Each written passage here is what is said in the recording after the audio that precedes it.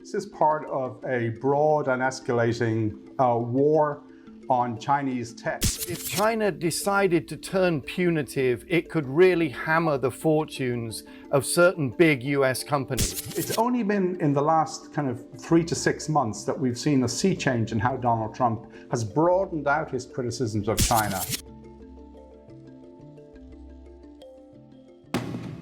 The big news from the front line of the US-China tech war this month has been orders issued by President Trump to ban 2 Chinese apps, TikTok and WeChat, from being used in the United States.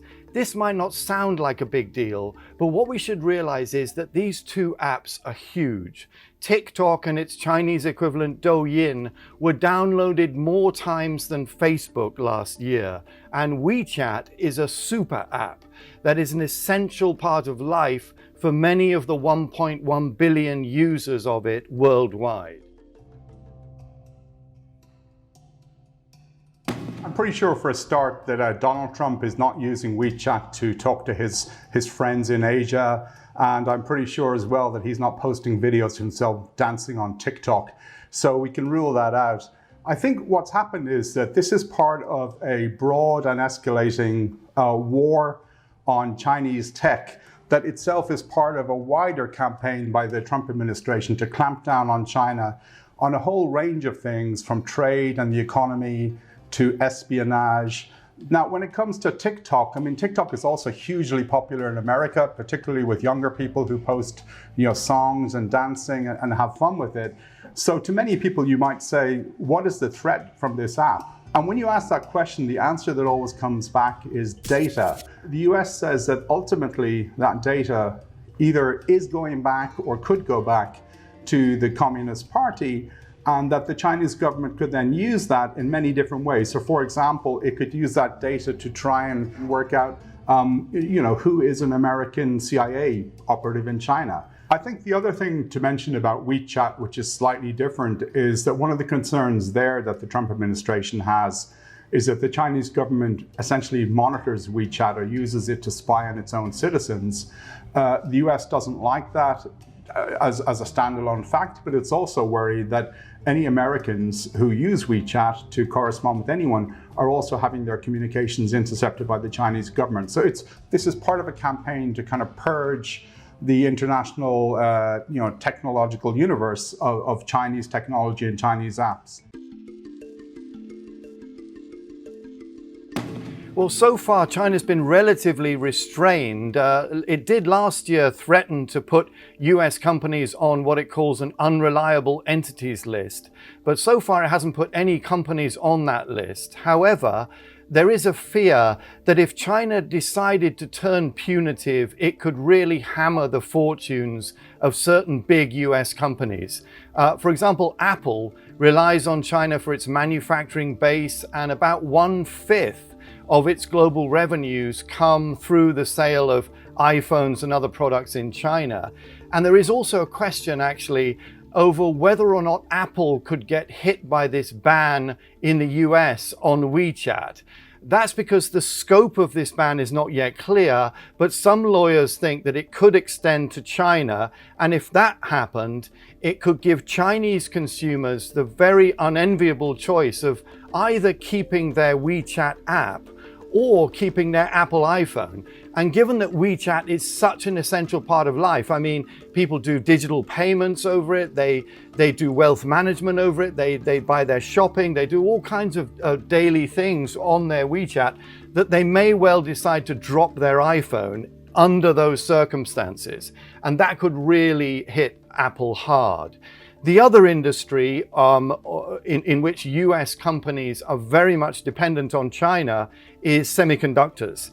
And in fact, the 5 US chip companies, NVIDIA, Texas Instruments, Qualcomm, Intel, and Broadcom, all depend on China for between about 1/4 and 1/2 of their global sales. So if China targets them, it could really hit them badly. When it comes to Donald Trump himself, I think it's probably a little bit of both. Certainly on the emotional side, Donald Trump is very angry at China because of coronavirus. He blames the Chinese Communist Party for letting the virus kind of ripple out of China and spread around the world. In terms of evidence, his national security team, they will say that there is evidence that China uses some of these apps to spy. Obviously, journalists have been chasing these kind of stories now for a long time, and Huawei, which is the big telecoms equipment maker, has been, in the crosshairs of American foreign policy now for a while, but the US has never publicly put out any evidence showing that it spies on behalf of China. And one of the problems America has had around the world is that many countries have said, you're telling us to ban Huawei or you're telling us to ban other apps, but you haven't shown us the evidence to prove that there's nefarious activity. There's two possibilities here. It's either that there's no evidence of something malign happening so far, but the American national security officials believe that the potential for that to happen is very strong. Another possibility is that the way the US has gained intelligence on some of the things that it says China is doing is so sensitive that they don't want to reveal it. But at the moment, we just don't know. So we're being told to go on faith, to trust that the concerns are real.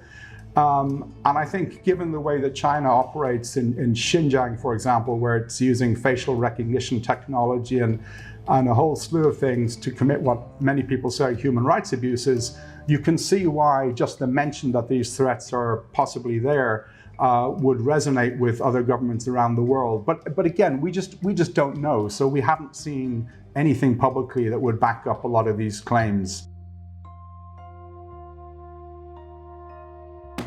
If you think back to the first 3 years of the Trump administration, Donald Trump was very tough on China when it came to trade. But over the first 3 years, he was very reluctant to hit back against China on other things. For example, when China clamped down on democracy protests in Hong Kong, we know that Donald Trump said to Xi Jinping at the G20 in Osaka last year that basically Trump would not be critical because he didn't want to derail trade talks. It's only been in the last kind of 3 to 6 months that we've seen a sea change in how Donald Trump has broadened out his criticisms of China. And I think one of the big things that's driving that, which we mentioned a little earlier, is Trump is really angry at China over coronavirus. But rightly or wrongly, he thinks the American economy was doing fantastically well until COVID-19 hit. Now the US, like many other countries, is really suffering. He blames China for that. He's clearly decided that China is going to be a boogeyman for the 2020 election in a similar way that he bashed China back in 2016, and it worked for him. And so I think he's decided that there's no point now taking a soft approach on China. He has very little to gain. I think what you're also is happening at the same time is a lot of his national security hawks who've been trying to push him and have been frustrated that he wasn't going to do more over the last few years.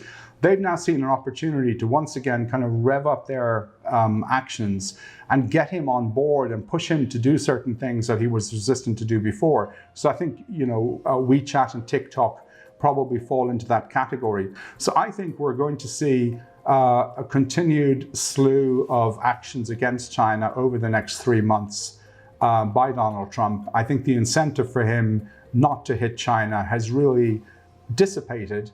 And the only question is, how far is he willing to go? I think the one red line for him is probably the American stock market. He likes to say that even though the economy is doing badly and more than 160,000 people have died from coronavirus here, the stock markets are almost at record levels.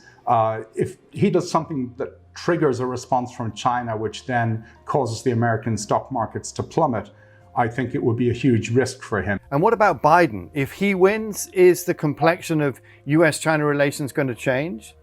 Joe Biden is going to be, whether you agree with his policy or not, he's going to be, I would say, less unpredictable than Donald Trump. He's unlikely to be making policy by tweet. I suspect that there will be a more organized national security decision-making process, which will probably make it easier for the Chinese to deal with the US on one level. On the other hand, it's also clear that in Washington, the kind of hawkish view towards China is not limited just to the Trump administration and his political appointees. All across Washington, on the spectrum of doves to hawks, pretty much everyone has shifted in a more hawkish direction.